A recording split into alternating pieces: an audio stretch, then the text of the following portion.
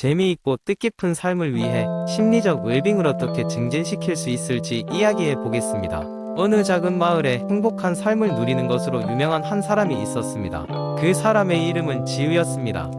지우는 항상 마음의 평화를 유지하며 주변 사람들에게 긍정적인 에너지를 전파했습니다. 사람들은 종종 지우에게 묻곤 했습니다. 어떻게 그렇게 행복하게 살 수 있나요? 지우는 미소를 지으며 자신의 삶의 이야기를 들려주었습니다. 어린 시절, 지우는 특별히 몸이 약하지도 않았고 가정 환경도 나쁘지 않았습니다.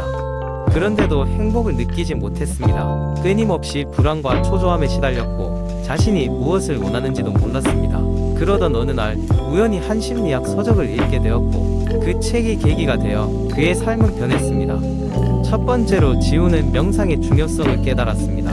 마음을 가라앉히고 현재의 순간에 집중하는 방법을 배우기로 결심한 것입니다. 매일 아침 10분씩 명상하는 습관을 들였고 그로 인해 마음의 평화를 찾기 시작했습니다. 두 번째로 지우는 감사의 힘을 경험했습니다. 매일 잠들기 전에 오늘 하루 있었던 감사한 일 3가지를 기록해 보았습니다. 처음에는 작은 일들이었지만 점차 마음이 열리고 긍정적인 것들을 더 많이 발견할 수 있었습니다. 세 번째로는 진정한 사람들과의 관계 맺기를 배웠습니다. 자신을 항상 발전시키고 긍정적으로 이끌어주는 친구들과 시간을 보내기로 했고 그로 인해 진정한 행복이 관계에서 온다는 것을 깨달았습니다. 지우는 곁에 있는 사람들의 소중함을 알았고 자신이 할 수 있는 범위 내에서 언제나 도움의 손길을 내밀었습니다. 네 번째로는 자아 발견과 수용의 과정이었습니다. 지우는 자신을 있는 그대로 받아들이고 자신의 강점과 약점을 인정하기 시작했습니다. 이를 통해 자신감을 얻었고 더 이상 남들과 자신을 비교하지 않게 되었습니다. 마지막으로 지우는 삶의 목적과 목표를 설정했습니다. 작은 목표들을 이루기 시작하며 성취감을 맛보았고 점차 큰 꿈을 꾸고 도전하는 삶을 살게 되었습니다. 이러한 모습은 주위 사람들에게도 큰 영향을 미쳤습니다. 지우의 이야기는 인터넷을 통해 공유되기 시작했고 많은 사람들이 그의 방식을 따라하며 행복을 찾아갔습니다. 이런 지우의 이야기를 통해 우리는 행복한 삶을 만들기 위해서는 외부의 조건보다 내부의 상태가 더 중요하다는 것을 배울 수 있습니다. 그 누구도 우리에게 행복을 줄 수 없고 진정한 행복은 우리 스스로 만들어 나가는 것임을 기억해야 합니다. 두 번째 이야기 정신건강은 현대 사회를 살아가는 우리가 가장 주의 깊게 관리해야 할 분야 중 하나이다. 빠르게 변화하는 환경과 지속적인 압박 속에서 살아가는 우리는 정신적으로 점점 더 큰 부담을 느끼고 있다. 이런 상황에서 정신건강을 관리하는 방법은 무엇이 있을까? 여기 필자가 직접 경험하고 연구한 정신건강관리법 8가지를 소개한다. 첫 번째로 규칙적인 운동은 정신건강 관리에 매우 중요하다. 나는 어느 날 지친 몸과 마음을 이끌고 가벼운 달리기를 시작했다. 매일 아침 30분씩 공원을 달리면서 내 머릿속의 불안과 고민이 조금씩 사라지는 것을 느꼈다. 운동은 신체의 건강뿐만 아니라 마음도 정화해준다는 사실을 깨달았다. 두 번째로 충분한 수면도 매우 중요하다. 나는 종종 잠에 대한 중요성을 간과하곤 했다. 그러나 하루에 7-8시간의 충분한 수면을 취하니 다음날 아침이 새로워졌다. 머리가 맑고 판단력이 향상되었으며 전반적인 기분도 좋아졌다. 세 번째 관리법은 명상이다. 마음의 평화를 찾기 위해 시작한 명상은 내 인생의 필수적인 부분이 되었다. 방 안에 앉아 조용히 눈을 감고 호흡에 집중하는 간단한 명상은 나에게 큰 영향을 주었다.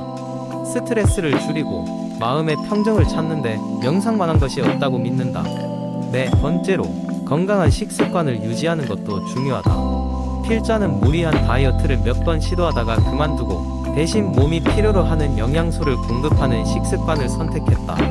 신선한 채소와 과일, 적당한 단백질을 섭취하면서 몸과 마음의 건강이 눈에 띄게 좋아졌다. 다섯 번째는 사회적 관계의 유지이다. 우리는 때때로 혼자가 편하다고 생각할 수 있지만 사회적 관계는 정신건강에 커다란 영향을 미친다. 친구들과의 만남, 가족과의 대화는 나에게 큰 위로와 지지를 주었다. 서로에게 끊임없는 웃음을 주며 나는 더욱 행복해졌다.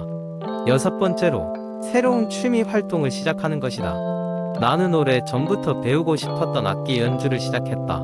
기타를 배우며 새로운 목표를 만들고 그 목표를 이루면서 성취감을 느꼈다. 새로운 도전은 내가 놀라울 정도로 성장할 기회를 주었다. 7번째로 디지털 디톡스를 실천했다.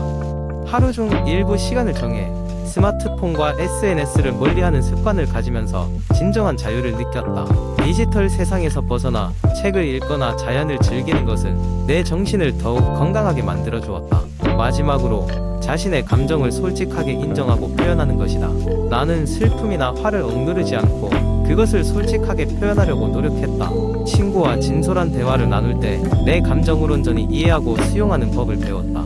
이처럼 현대인의 정신 건강을 위한 관리법은 신체와 마음 모두를 돌보는 일이다. 몸과 마음이 조화를 이루는 삶을 통해 우리는 더욱 행복하고 건강한 삶을 살아갈 수 있다. 세 번째 이야기 여러분, 안녕하세요. 오늘은 우리 모두가 놓치고 살기 쉬운 수면에 대해 이야기해보려고 합니다. 여러분도 아시다시피 건강한 수면은 전반적인 웰빙과 밀접한 관련이 있죠. 저는 과거에 잠을 잘 이루지 못해서 고생했던 적이 있어요. 늘 피곤하고 체력도 떨어지고 집중력도 흐트러졌죠. 그때 여러가지 자료를 찾아보고 적용해보면서 저만의 수면 팁을 정리하게 되었어요. 오늘 여러분과 나눌 2열가지 수면 꿀팁은 제가 직접 경험으로 체득한 것들이니 끝까지 집중해서 들어주세요. 첫 번째로 규칙적인 수면 패턴을 유지하는 것이 중요합니다. 매일 같은 시간에 잠자리에 들고 같은 시간에 일어나는 것을 습관화하는 건데요. 이는 우리의 생체 시계를 조절하는 데 큰 도움이 됩니다. 주말이라고 해서 너무 늦게 자고 늦게 일어나면 평일에 다시 적응하기가 힘들어지니까 주의해야 해요. 두 번째로 잠자리에 들기 1시간 전부터는 모든 전자기기 사용을 피하는 것이 좋습니다. 스마트폰, 컴퓨터, TV 등에서 나오는 블루라이트는 수면 호르몬인 멜라토닌의 분비를 억제해서 숙면을 방해하기 때문이에요. 저도 처음에는 잘 지키지 못했지만 핸드폰을 멀리 두고 책을 읽는다거나 음악을 듣는다거나 하면서 차차 습관을 들여갔습니다. 세 번째 팁은 편안한 수면 환경을 만드는 것입니다. 침실은 어둡고 조용해야 하고 온도는 약간 선선한 것이 좋습니다. 특히 침구류나 매트리스는 몸을 잘 지지해주는지 확인하는 것이 중요해요. 제가 처음으로 좋은 침대를 장만했을 때 정말 신세계가 열리더군요. 매일 아침 개운한 기분으로 일어날 수 있었죠. 네 번째로는 불을 모두 끄고 잠드는 것입니다. 어떠한 빛도 수면에 방해가 될 수 있어요. 빛이 있다면 얕은 잠에서 깊은 잠으로 진입하기 어렵기 때문에 최대한 어둡게 만들어야 합니다. 저는 무드등을 켰다가도 다시 끄게 되었어요. 어둠 속에서 잠들면 확실히 더 깊고 좋은 잠을 잘 수 있었거든요. 다섯 번째로 카페인과 알코올을 피하는 것이 중요합니다. 특히 잠자기 6시간 전부터는 커피나 술을 마시지 않는 것이 좋습니다. 예전에는 저도 한 잔 정도는 괜찮겠지 하고 맥주를 마셨다가 잠을 설치기 일쑤였어요. 그 이후로는 저녁엔 따뜻한 허브티를 마시곤 합니다. 여섯 번째 팁은 운동입니다. 규칙적인 운동은 수면의 질을 높이며 심신의 피로를 해소해줍니다. 하지만 잠자기 바로 직전의 운동은 오히려 수면에 방해가 될 수 있으니 아침이나 낮 시간에 하는 게 좋아요. 일주일에 3일 정도는 산책이라도 해보세요. 일곱 번째 팁은 스트레스를 관리하는 것입니다. 스트레스가 쌓여 있다면 수면의 질이 나빠질 수 있어요. 그래서 저는 늘 자기 전 명상이나 심호흡을 통해 하루의 스트레스를 정리합니다. 조용한 음악을 틀어놓고 명상을 하거나 긍정적인 생각을 떠올리는 것도 좋은 방법입니다. 여덟 번째로 자기 전에 목욕이나 샤워를 하는 것입니다. 따뜻한 물에 몸을 담가 체온을 올리고 나면 목욕 후 몸의 온도가 천천히 떨어지며 잠자리에 들기 좋은 상태가 됩니다.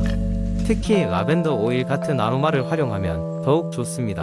아홉 번째로는 배고프지 않게 그리고 너무 배부르지 않게 배가 고프거나 너무 많이 먹고 자면 당연히 수면에 방해가 됩니다. 저녁 식사는 가볍게 하고 자기 전에 공복감이 심할 때는 따뜻한 우유 한 잔 정도면 충분한 것 같아요. 마지막으로 열 번째, 자기 전에 심신의 안정을 찾는 루틴을 만드는 것입니다. 어떤 사람은 음악을 듣고 어떤 사람은 책을 읽고 또 어떤 사람은 향초를 켜고 조용히 있는다고 하죠. 저는 잠들기 전 간단한 스트레칭을 합니다. 하루의 긴장을 풀고 마음도 가라앉히는 데 효과적이에요. 이렇게 다양한 방법들을 통해 저는 점차 건강한 수면을 취할 수 있게 되었고 이제는 매일 아침 활기차게 일어날 수 있게 되었습니다. 여러분도 이 팁들을 하나씩 천천히 적용해보세요. 수면이 얼마나 중요하고 또 얼마나 소중한지 체감하게 되실 거예요. 여러분의 밤이 편안하고 평화롭기를 바랍니다. 네 번째 이야기. 장 건강은 전체적인 건강과 직결되어 있는 중요한 요소 중 하나입니다. 장 내에 있는 다양한 미생물들은 우리의 소화 작용을 돕고 면역 체계를 강화하며 감정에도 영향을 미칠 수 있습니다. 따라서 건강한 장을 유지하기 위해서는 섭취하는 음식에 유의할 필요가 있습니다. 먼저 피해야 할 음식 중 가장 대표적인 것은 정제된 당과 고당류 식품입니다. 이들은 장내 유익균의 균형을 깨뜨리고 유해균의 증식을 촉진할 수 있는 환경을 만들어냅니다. 초콜릿바, 사탕, 그리고 달콤한 음료수들은 순간적인 기분 상승을 가져올 수 있지만 장 건강에는 나쁜 영향을 미칠 수 있습니다. 또한 가공식품과 인스턴트 음식 역시 피해야 할 대상입니다. 가공식품에는 방부제, 인공첨가물, 과도한 소금과 설탕이 포함되어 있어 장이 민감한 내벽을 자극할 수 있습니다.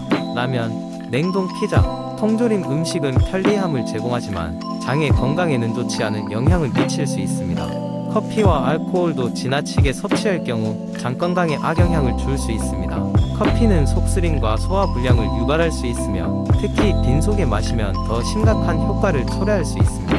알코올은 장 내벽에 염증을 유발하고 장내 미생물의 다양성을 감소시킬 수 있어 장의 기능 저하를 불러일으킬 수 있습니다. 고기는 다른 음식을 드시는 데 있어 중요한 단백질 공급원이지만 특히 가공된 육류는 장 건강에는 해로울 수 있습니다. 소시지, 베이컨, 햄같이 가공된 육류들은 보존제와 방부제가 많이 포함되어 있어 장에 자극을 줄 수 있습니다. 대신 신선한 채소와 과일, 그리고 견과류 같은 자연식품으로 식단을 구성하는 것이 장 건강에 더 좋습니다. 마지막으로 일부 사람들에게는 특정 음식이 알레르기, 반응이나 불내증을 일으킬 수 있습니다. 유제품, 글루텐이 포함된 밀가루, 음식, 특정 과일이나 견과류 등이 이에 해당됩니다. 이러한 음식은 개인의 체질에 따라 장에 스트레스를 주게 되어 건강 유지에 방해가 될 수 있습니다. 따라서 장을 건강하게 유지하기 위해서는 자신에게 맞지 않는 음식을 알아두고 피하는 것이 중요하며 더 나아가 전문가의 상담을 통해 개인 맞춤형 식단을 구성해보는 것도 좋은 방법입니다. 건강한 장을 위해서는 무엇보다도 균형, 잡힌 식습관과 꾸준한 운동이 필요합니다. 과도한 스트레스와 불규칙한 생활 습관을 피하고 충분한 수분 섭취와 함께 자연식품을 즐기는 것이 건강한 장으로 가는 지름길입니다. 장이 건강해야 몸 전체가 건강하다는 점을 잊지 말고 생활 속 작은 변화로 큰 차이를 만들어 보세요.